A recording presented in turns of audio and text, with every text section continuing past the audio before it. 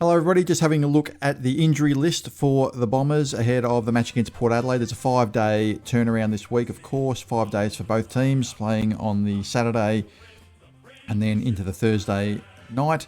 Our boys who play this grand old game are always striving for glory and...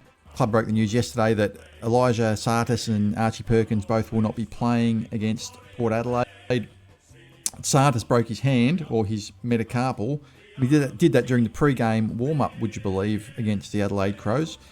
I wasn't aware of this until the club broke the news yesterday. He had still 25 possessions from 67% of game time, so I guess it wasn't too bad performance. I guess a lot of people were still critical of his disposal, and that's all definitely warranted. It's something he needs to work on. But it is difficult if you've got a broken hand or a busted finger. That affects the ball drop and all sorts of things. So, we'll give him a pass, I think, from that for the weekend. He's going to have surgery on the finger and he will miss a week, maybe two.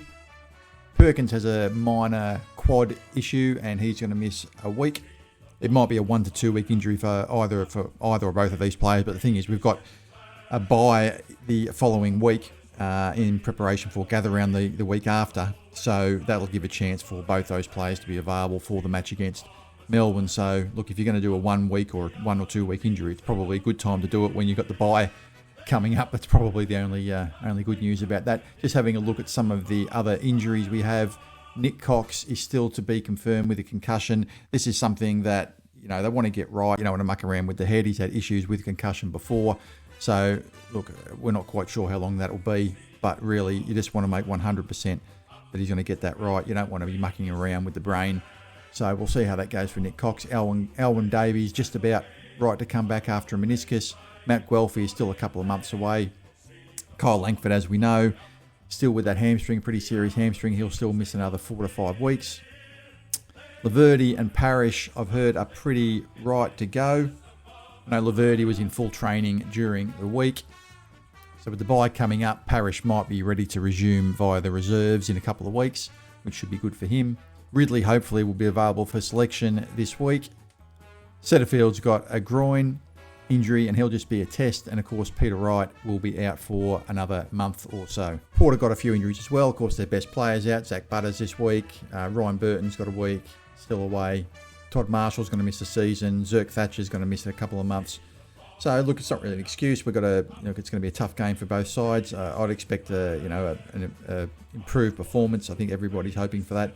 You just wonder whether the confidence will be shot after the weekend. That's, I guess, what I'm worried about. The players really look down and deflated, and I'm expecting they'll come out, hard and tough in the first quarter as you'd expect. But then as you get into the game and talent takes over and confidence takes over, you just worry whether they'll be able to go with Port. They really just did look out of sorts, the Bombers. So we'll see how it goes. If you like this video, please hit the like and subscribe buttons. It helps the YouTube algorithm when you do so, and it will ensure you never miss a video. It only takes 1 second and it doesn't cost anything, and I would really, really appreciate it if you could do both those things.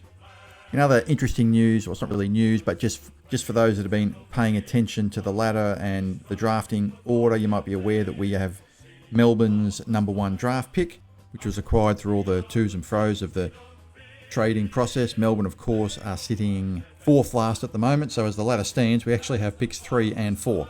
So we will all, I'm sure, be death riding Melbourne this year. Hopefully they can get the wooden spoon. I don't think that's going to happen. I think it'll probably be Richmond. It might even be us. Who knows? But I don't think Melbourne will. I think they'll probably end up finishing 10th, 11th, somewhere around that mark. But you never know. They've lost their first 2 games, so we'll be watching that with interest, no doubt. And hopefully they can finish as low as possible. There's lots of talk about the Bombers all over the media this week. Brad Scott was on 360 last night. I thought he was better on 360 than his post-game press conference. I thought his post-game press conference was really poor. I thought he was a bit anti, and I thought he was a bit testy with the media. You can understand that. I mean, I'm always a little bit wary of criticising coaches in the press conference after the game because they're always emotional after the game. But I think he had time to, sit down and reflect on how he was going to answer questions on 360 with Jared and Gary Lyon, and I think he did a better job. We're still a bit unclear on what the expectations inside the club are compared to what the expectations are outside the club. And with the question of rebuilding, we don't really no, I think internally the club does know. I think they are rebuilding. I think they're in the middle of it now, and I think that's going to continue.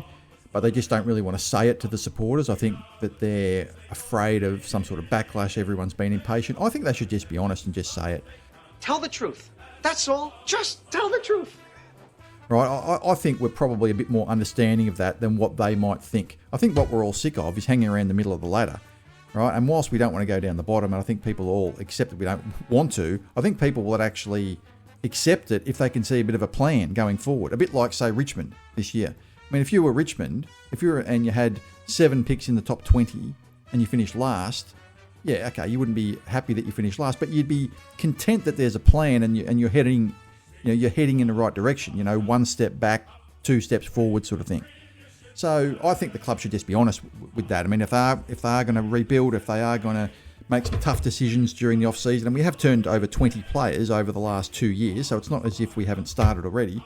But if it's true that we are doing that, I think they should just do it. I don't think they should be afraid of what the fans would say. In fact, I think the fans, a lot of them, would probably say, thank God they're being honest. Thank God we're doing something that we haven't really done for 20 years. We've just sort of, looked to top up and just try to avoid falling down the ladder and hovering around that middle part of the ladder. I think the fans would probably be a little bit more understanding than what the club probably thinks they would be, right?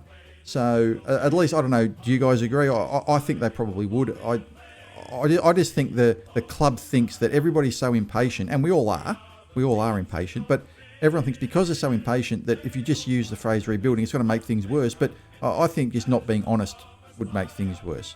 I think they just need to be honest with where we're going and what the strategy is going to be. There's still some talent on the list. There is some deadwood that we're probably going to need to cut out. There's probably some tough trading decisions that we're probably going to need to make with some players perhaps in their mid to late 20s who are still okay players, but probably need to make tough decisions as to whether they're going to be part of the next premiership team. Players like Parrish, players like this who I've supported, but you've got to make tough decisions on them whilst they've still got what you call trade capital available, right? Whilst they've still got value. So look, it's going to be very interesting. Look, I made this video just talk about the latest injury list. It just was updated just with the the 2 players from the weekend added to it, but just rambled on a little bit more about the state of the club, and I'll probably be talking about this a bit more as the season goes on, because I think this is going to be a big story as to where Essendon is at, because that's one of the things, guys. If you were to ask any Essendon supporter over the last 20 years and take any individual year from 2004 to now and ask, where was the club at in terms of rebuilding or contending, no one would be able to tell you. No one would be able to tell you. You're sort of not sure whether we're rebuilding, not sure whether we're contending.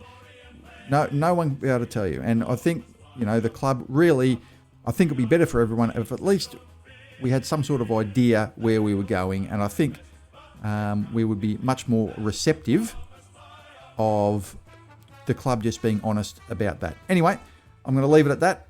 Make sure everybody has a good day. And as always, go Bombers.